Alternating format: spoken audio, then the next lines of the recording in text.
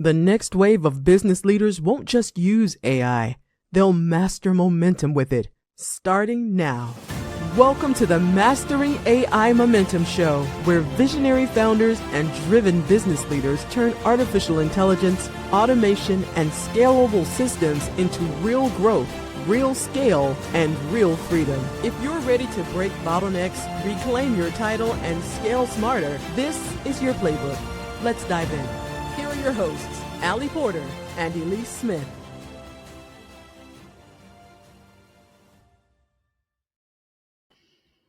Hello.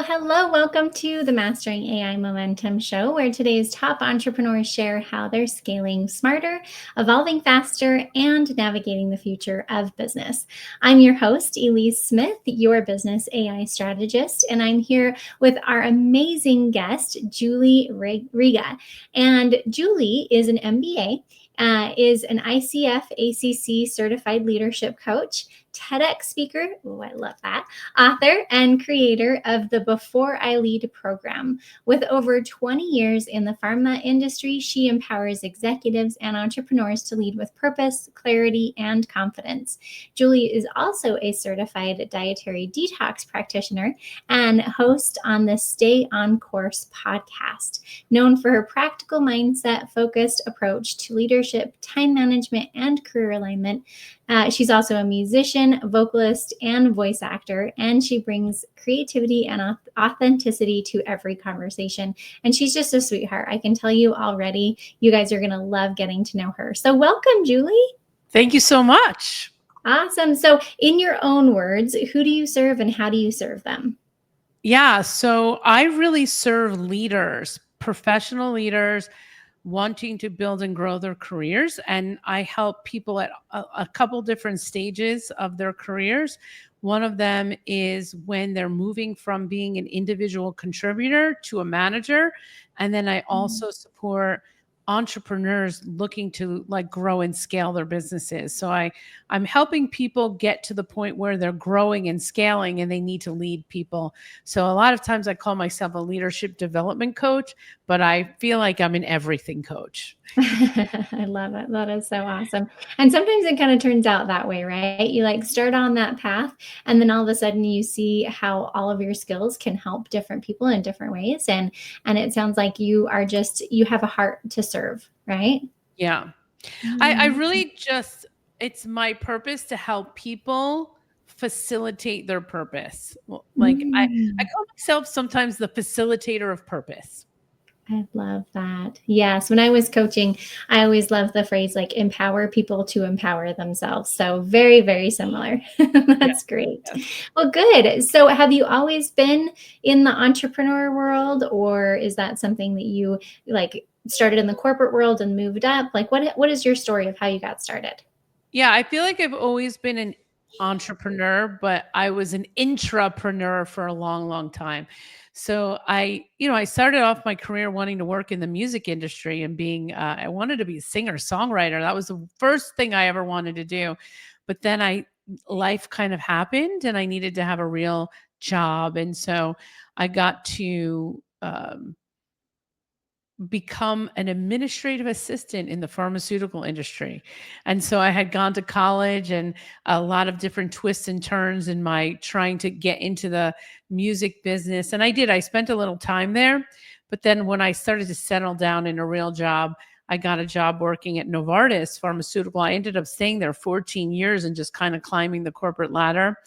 And during my time there, I had a situation that happened personally to me that made my life very difficult. And so I really grabbed onto professional development and the aha that it brought my life. So I went to a class called The 7 Habits of Highly Effective People, and I learned the skill of being proactive. And then also the one of beginning with the end in mind. And so by learning these two things, I sort of came up with this idea that, I made it through a really hard personal thing.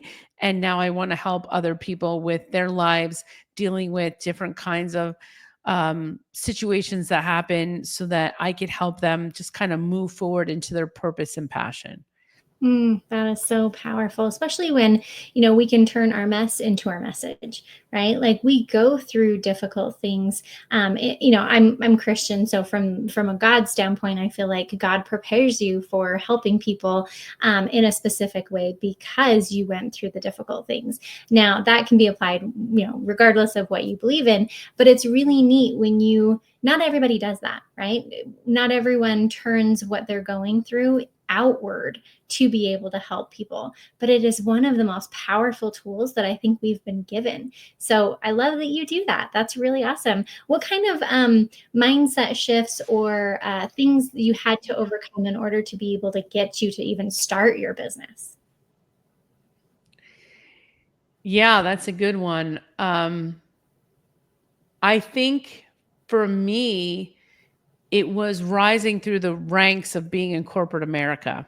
So I finally got to be a director. My dream job to be a director, working in big pharma, making a lot of money, to the point where I was like, wow, is it even possible that I could be making this much money and having like these bonus checks and like kind of just literally going into this space where, wow, I finally arrived and realizing that I hadn't arrived.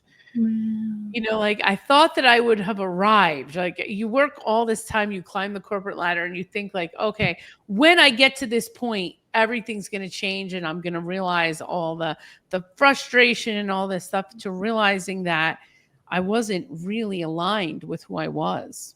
I wasn't able to become aligned internally because I kept getting like in trouble everywhere I would go, in a sense. In trouble, meaning like with people and ideas. Like I kept having these ideas and I kept having this like purpose, like, okay, if I'm in this job and they want to hire me and they want to pay me all this money, well, then I need to come and offer something different and new and big. And, I would come into these circumstances, and I did for the most part. And that's where the intrapreneur thing comes in. It's like, I was always one of these people, like you just have to find a need, meet a need, and then like sell the need, like sell the product to meet the need. And so I would consistently do this inside and, finally realizing that I took it as far as I could take it until I needed to sort of be like released into the atmosphere where I could actually do the thing, like have that purpose that I had inside of me be able to kind of like come out and create its momentum, where I couldn't do that inside of a company. I couldn't do it. There were people there that were not excited about what I was trying to do. And then realizing that, of course, they're not happy with what you're trying to do. You're trying to create something new, different. Like, I don't know. It was just, I was always innovating. And I never fit in. I never, ever fit in. And so I sort of just kind of like realized that after I gave myself permission to do this, because you really have to give yourself a big permission to do this, because you're not going to make money right away. It's like that time in between. I had to give myself permission, and I had to really kind of take a risk. And the risk was like, okay, Julie, if you don't do this, you might regret it for the rest of your life. And the risk is the financial risk, because when you start a business, you need a loan, or you're going to live off your 401k, or you need a significant amount of savings, because you just don't, it's very volatile in the beginning. But you start to gain momentum, and it's thrilling and wonderful, but at the same time, it's always a risk. Having your own business is always a risk. Yeah, definitely. But I like how you counteract that with there's a risk on both sides, right? Because you were not aligned. And I love that you use that word, alignment, right? You were not aligned to the corporate ladder kind of concept. I mean, maybe you thought that that's what you wanted, but you actually gave yourself permission, which is huge, to really say, this isn't for me. I thought that this is what I wanted, and now that I'm here, it's not, and that's okay. And so then you had the risk of staying there and not being happy and not being aligned versus the risk of the financial. How do you balance those two? It's really, I think it's, I just have to be honest. Like I was quitting every Friday. Every Friday, I have a woman who works with me, and we just laugh every Friday because we're like, we're quitting. There's a couple Fridays we weren't quitting, but most Fridays we were quitting. And but then on Monday, my husband will be like, you can't quit. You're not allowed to quit yet. Like at some point you can quit, but he's actually the one probably that has been making me do this. He's like, you know, even if you went down to zero in your 401k, you have time still, and you just have to keep going until you can't go anymore. And in my mind, I have a date, but the thing is, it's like, you've never really replaced that salary yet that you had. But then you think about the journey of doing this and what you learn and who you become on the journey and how much you learn to help other people as well, because I'm a coach. So it's like, I also have to help other people that are running their businesses. And I feel like for whatever reason, I needed to feel of the struggle more than anyone else. I feel like that's just like in general with me, because of what I believe that my purpose here is. It's like, I need to feel it the worst so that I can explain this in the most like basic form. Yeah. How interesting. I love that. I love that you just took that leap, right? I mean, because that's really what it comes down to is you finally chose a Friday that you did. Did you quit on a Friday, by the way? I never really quit, but I said I was. I said I was quitting, and I never really quit because I've been doing this like 3 years now. I have been doing this for 3 years, like seriously. I think I might have been 4 years I started. I was still having a corporate job. Like I was kind of transitioning, but I've been doing this for this will be my 3rd year. Good for you. So this is my make or break year. Yeah, I love it. That is so beautiful. So thank you so much for just giving us that background. Now let's kind of shift here to kind of your story of your business now. How did you go from the very first client to where you're at now? And what were some of the things that you learned along the way? Oh my gosh. If you were to look at all the documents and all the iterations of offers and things that I could offer and, all that stuff, um, you know, it's just a lot of iteration. And so I would just talk to a lot of people. I had a coach, I had a couple of coaches. Actually, I think I had 3 or 4 different kinds of coaches. I had a LinkedIn coach. I had a sales coach. I had a small business coach. I had a bunch of different coaches, kind of learning from them and taking as much as I could. And then just learning like what works and what doesn't work. And so I had, tried to understand as much as the sales process as I could. Buying books, reading, teaching myself. And a lot of the times I need to teach myself because I'm teaching other people as well. So I'm curating content for people as I learn things myself. And so I'm an avid reader. I have a lot of books and I curate a lot of content. And so just kind of learning fast, changing fast, and, having people yell at me along the way because I have a team that helps me do certain things. And they're just like, are you changing again? I'm like, yeah, because you guys aren't in the sales calls with me. So when I sell something, if I learn that this didn't work, I kind of like tweak it and try to make it better so that the next time we know it works. So one time it works, you do it again, you do it again, you do it again. It works. So I think that's the long, short answer. Yeah, no, it's fascinating of like, I struggled with that so much when I was a coach of, man, I'm changing my programs again. Am I a failure? Like I would just get so frustrated with myself. And then finally I had to realize everything is an experiment when it comes to business, because even if there are strategies that are working out there for some people, doesn't necessarily mean it's going to work the exact same way for your niche and your offer. And it really is your own personal journey. I think that's the thing that most entrepreneurs struggle with when they first get started, is how much A/B testing there is, right? And then they think that if that particular strategy didn't work, especially when working with a coach, that they're the failure, or, that they didn't do it right. And it's part of the process. Yeah. Every single thing you do, you learn from, It's right? true. It's true. And you have to kind of have that curiosity to do that and realize that like every time you're doing it better. And then start to see the patterns of what's Mm-hmm. happening. Patterns are really important. And where I lean into that, and that might be one of the things that I'm like, that's just my learning style. Like I'm seeing patterns. And it's like, okay, who's the avatar that keeps coming to you over and over and over again? They're the same person.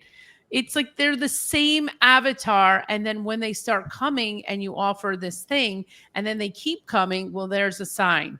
You just keep doing that, what you're doing for those kinds of people, because you could be building your whole business off of that. So Yeah. I'm very much into that. Like I don't build something until a client comes, and then I start seeing the patterns of the people that are coming in and how I can iterate and make things better. Because at some point I'm going to have a locked in offer, and we're going to know it's tried and true and it works. Yeah, but it's not like it's going to stay that way forever. I mean, things change, and so it's okay for you to pivot and to change and meet people where they're at. And we can't just build in a bubble. I mean, sometimes I think we start that way. I know with my programs, I started of like, oh man, this would have been so amazing for myself when I got started as a business owner. And then it's like, oh, well, people don't always need exactly what it is that you need. And so Yeah. it's fun. It's fun to be able to kind of talk about how you were able to get past that first client and keep on going. So if you could give an entrepreneur who's maybe been doing this for a little while and not quite at that level that they would like to be, any kind of advice, what would you tell them? Like, don't do it alone. Get into a community of people that are doing the same thing you're doing. That's why I have my group coaching program. I literally designed it so that we don't have to be alone and that we can learn from each other and do the work together. I do a lot of workshops with people, but there's a lot to learn. So hire a coach fast, learn as much as you can. And then if you need to find a different coach because they're not helping you with everything, find people to help you and learn as much as you can in the beginning, because the quicker you learn, the quicker you're going to get up to starting to make money, you know? Mhm. So if you can learn from people that are already doing the things that are making them successful, I say do it. And like, you know, have a realistic expectation of how long this takes, and forget it. If you're alone, it's going to take you forever. I thought that's just my opinion. Yeah, I know. We're not meant to do this alone. And if you're trying to wear all the hats, like it doesn't work. And I even remember when I was coaching entrepreneurs who were just getting started, they're like, I have to do it alone because I don't have any money to pay anyone. But you have incredible services that you can trade, right? Like get creative. No, that is very true. And I do that a lot. People come to me a lot with that because I coach. And so they want to learn how to operate their business. And I've done quite a bit of collaboration to the point where now people are partnering with me. So I do a lot of that. Especially when I find somebody with like really like talented that I'm like, and I like that person. So they have to have like the trifecta, you know. They need me, they're very talented, and they have a great personality. You know, it has to be like the trifecta. I just Mhm. made that up. I never say that, but it's true. It was golden right there. You should coin that and just use it. I So might. let's talk about your systems. How do you make sure everything is working on the back end? Like kind of give us a peek behind the scenes. Yeah, I mean, I try to use AI as much as possible. We try to use automation. I don't think we're that great at it. We're using Go High Level for our CRM. Love GHL. Yeah, and just like, learning as much as we can about automation, Zapier, like as much as we can possibly be technology minded, we are. You know, Right now, I just developed a school community, which I think is fantastic. Love school. And we just got literally obsessed with Zapier and Go High Level. So we're playing the technology game. I think that's super important because there's just way too many things to do. So whatever we can automate and use AI for now, I think gives us the extra advantage. I literally would not be an entrepreneur right now. I'm going to tell you this. Like, I am for sure. I would not still be in business if it wasn't for ChatGPT. Wow. There's no way I could have done this without ChatGPT. Wow. ChatGPT is the other side of my brain and my best creative partner. ChatGPT is my greatest creative partner in my business. I should call ChatGPT an employee. Yeah. I totally get that. So what have been the funnest ways for you to use ChatGPT? Oh my God, I use it. Okay. I use it like every single day. Like, a lot of times I use it for note taking and then reiterating proposals for people. Like, really let it listen, let the dictate button listen to everything, give meeting minutes, but customize proposals for people. Cool. And then, like, really hearing like the need, because before that would take me, it could take me a day to write a proposal for somebody. Now it takes me like 10 minutes. And that's a big difference. So it saves a super amount of time. Even my LinkedIn posts and my ideas, I could take my ideas and put it into a logical article in a very short amount of time. Like, I'm not the best writer. I've never been a great writer. I don't know what it is. I missed that lesson in school, but I can sure tell you what I think, and I can sure tell a good story. So I just let, things listen to me, and I put it in ChatGPT and I say, make sense of this, turn this into an article, turn this into this, turn this into that. And last night I was sitting on the couch, and a lot of this I do while I'm watching TV at night, because in the daytime we take meetings, in the nighttime we work on content. And that's just like, because I'm a small business owner and I have to work all the time. So my daytimes I spend meeting, and my nighttimes I'm spending. I don't think anybody realizes that that's really what I do all day. But in the nighttime, I'm Canva and ChatGPT and posting. And so at night, those posts, I would never be able to do it. I think I did 20 posts on LinkedIn last night. I scheduled them all for this week. Good for you. I love that.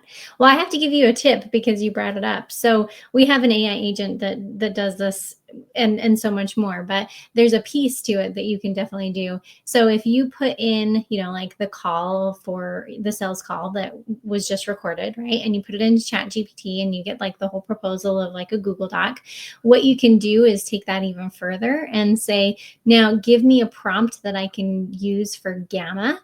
And then Gamma will create an entire sales presentation, like a deck, for you in seconds. Okay. Gamma is it attached to Canva or no? No. Gamma. No. Yeah, Gamma. It is incredible. Gamma. You can start with a free version. You can build websites on it. I mean, it's just insane. So that's one of the things that our AI agents does, along with lots of other follow-up pieces, is that it takes that recording, works with ChatGPT automatically, and creates a Gamma presentation. So you have an entire slide deck to present to the person that's completely customized to them. Oh, I love that, because we're doing that in Canva. We're creating the customized slide deck, but that we're taking a little time with that. You know what I'm trying to figure out? Maybe you know the answer. I want to create infographics, like good infographics on my thought leadership. And I haven't figured out what program to use for that. Napkin.ai. Really? You're going to love it. Okay. It's so cool. Okay. That's the one thing I've been like searching for, because I have all these ideas and I'm like, Canva kind of sucks for that. It's not the right. It's not good. I wanted to have like something that will take my thoughts and turn it into a visual representation or model of That's what I'm talking exactly about. what napkin.ai does. Oh, You're I'm you're gonna so love excited. I'm so it. excited. It's just so fun. There's so many fun things that we can do with AI tools, and and then you can take that even further, like we do, build out full AI agents. But the tools are just fun to kind of play around with and see. I mean, it's interesting how it meets you where you're at, right? Like there's a way to make it visual, there's a way to make it auditory, there's a way to Yeah. to do anything that you want with it. So yeah, I think I'm excited for you to try I'm napkin.ai. going to try it. Well, you know what I find interesting is like especially we older people, we get stuck. We ChatGPT works for me. So like I'm using it, but I know That's the there's only more way. out there. Yeah. And like I'm just comfortable with it. Like I know that Yeah. probably Gemini might do better, or I know there's like 5 different ones, but we pay for ChatGPT. We have folders in there, and it's just it's my Yep. comfort zone right now. Yep. So, and it does what I need it to do. I think it's really good at what it does, but Yeah. I'm sure there's other things. Yeah. Even just having a conversation with ChatGPT of like, I know there's other AI tools out there. Ask me about, the processes of my business and give me some suggestions on some tools that could help me be more efficient and effective. Yeah, I love Yeah. that. Really, really powerful Awesome. stuff. Thank Yeah. you. Good. Awesome. So tell me about your business. Where would you like if an AI agent could do like just as if it's an employee, could do anything for you, what would you want it to do In my business. in your business? I mean, I think I would just want it to kind of automate as everything and just like in a perfect world, AI would be automating everything and all I would just do is show up for meetings. Yeah. I mean, that's really all I need to do is show up for meetings. Everything else should be done. Everything should be done for me. Yeah. In the perfect world, right? Like, All I yep. would do is get up in the morning and do my 8 hours of like conversations because that's all I do is talk all day long. That's my job. It's my job to talk all day long. But like besides like create my intellectual property and my meeting time with people, I feel like all my social could be automated, all my Absolutely. billing, all my onboarding, all my Yep. follow-up, like Yep. everything should automatically be done for me and I should be able to really run my business by myself, to be honest. Yeah, yeah, and to be honest, it is totally doable. I mean, we when we first got started in this AI world, we created 25 AI agents. It was an entire corporate like team. It would handle your marketing and your sales and your follow up and like everything. So we know it's possible. Now we've scaled back a little bit because that whole package was a little bit much to try and implement into one business all at once. Now we really just build AI agents based on what it is you specifically need, but it is possible. I mean, it is amazing what can be done with AI tools, and especially when you add the agentic piece to it. So I'm excited to see where AI can take you next, girl. I know. Can and that's the whole thing is if you could program it to do your lead generation, your Mhm. marketing, Oh yeah. your billing, your onboarding. I mean, Mhm. that's instead of hiring an administrative assistant, you're getting AI to do all that. Yep, exactly. And the way that we do it a little bit differently, is that we don't like AI building AI because there needs to be a human component, right? And so Right. every time that we build out an AI agent, it comes with a human attached to it. So you're getting two for the price of one, essentially. Mm. So it's really, really awesome. So thank you so much for going there, though. I love to see, just imagination of what people really want. And most of the time, people are like, well, if it could do this tiny little thing, but you're like all in, girl. You're like, All right. I I'm all wanted in. to run my whole business. And I Oh, I've totally seen agree it with because I've seen it work you. already so many times. And we're like, I'm a little bit of a tech geeky. I love technology. And I worked in technology even when I was in my corporate job. And I would dabble in all these like automations when I was back in my corporate job. And I worked with IT a lot. So I know a lot of stuff. And I went to Mhm. school for e-business. So like back in the day, like I have my master's degree in e-business. So Mm. technology was always a part of what I do. And I majored in communications in college. So all this stuff is very familiar to me. It's not like Mhm. out there for me. Yeah, exactly. And it's, you can tell because you're automating. I know, like, you know how everybody chooses a word or a phrase that they want to take into the new year. Well, for the last 3 years, even before AI went like super mainstream, mine was simplify, automate, and focus. And it's so crazy how you get to take that to a whole nother level with AI and technology and automation and all the things. So Yeah, you got me thinking. I love it. Good. Well, this has been so great, Julie. Thanks so much for just kind of peeling back the curtain, letting us see what's going on in your business, and just giving us those incredible tips and things that you've learned along the way, because we're all in this crazy life together, right? Like, we're the whole entrepreneurial journey. Like you said, if you don't have community, it can be really, really hard, especially because you feel like you're the only one going through what you're going through. So thank you so much for that and your vulnerability, for sure. Thank you. Thank you for having me as a Of guest. course. Now, if people want to learn more about working with you or just connect with you in general, where do they go? Yeah, the best place to go is Julie Riga, RIGA.com, or find me on LinkedIn, Julie Riga on LinkedIn. And I also have a podcast called Stay on Course, and that's stayoncourse.studio for my podcast. But everything is listed on my website, julieriga.com. I love it. You guys have to connect with her because she is a wealth of knowledge and just a sweetheart. So, yes, Julie, thank you so much for being here. And thanks, guys, for tuning into Mastering AI Momentum, where AI meets artificial intelligence, but it also means abundance and impact, because scaling isn't about doing more. It's about building smarter and staying true to what matters most. So, we will see you guys next time. Thank you.